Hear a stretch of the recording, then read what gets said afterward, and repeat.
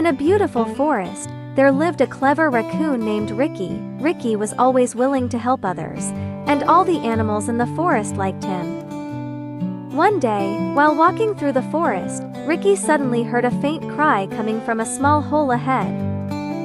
As Ricky approached, he discovered a little squirrel named Skye had fallen into the hole and couldn't climb out. Ricky quickly reached out his paw and carefully pulled Skye out of the hole. "Thank you, Ricky. You're truly my lifesaver," Skye said gratefully. Ricky smiled and replied, "No need to thank me. It's only natural for us to help one another." A few days later, Ricky discovered that his storage shed had a large hole in it, causing all his food to spill out.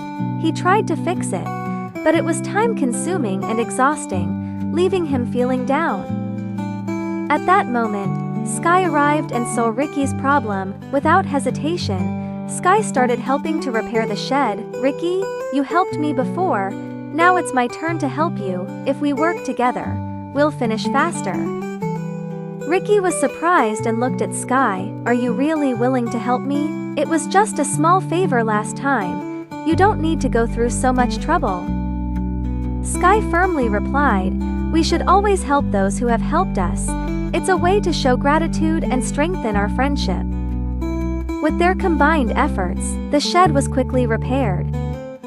Ricky, filled with gratitude, said, "Thank you, Skye. I'm so lucky to have a friend like you." Skye smiled and said, "When we help each other, life becomes better for everyone." From that day on, Ricky understood an important lesson. We should never take others' help for granted. When someone helps us, we should repay them and cherish those who genuinely care about us.